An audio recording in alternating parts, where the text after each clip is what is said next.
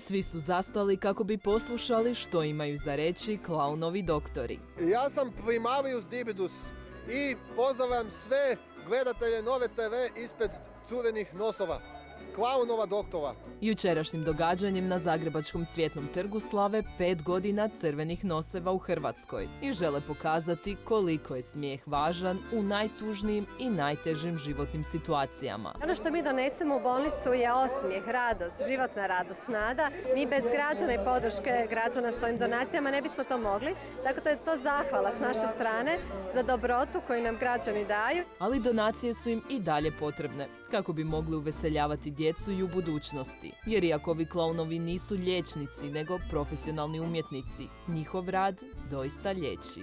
Ja vam inače dijelim ljekovite zagrljaje. Oni su vam ljekoviti za suzne oči, ljekoviti su za uplašeno srce. Evo da vam pokažem. Može. Odmah se bolje osjećam. A bolje su se osjećali uz njih i svi prisutni. Brojni poznati stavili su crvene noseve u znak potpore. Evo, zar nije sad svijet ljepši? Odmah, automatski, evo, je li može neko zamjeriti na ovome? Ja bi sad svaki dan ovako hodala. Crveni nosevi za bolje sutra. U bolnici Koša odio dječje te onkologije i tako.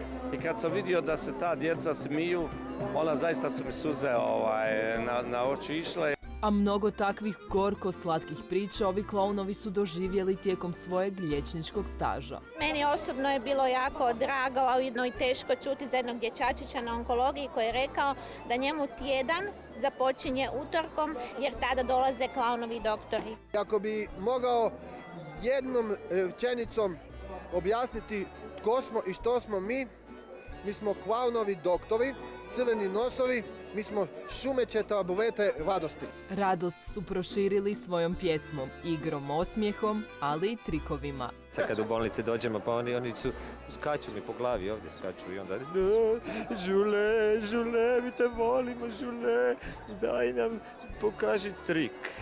Ja njima onda kažem trik, sad ću te vidjeti, stavim lopticu u ruku, puhnem, i nema.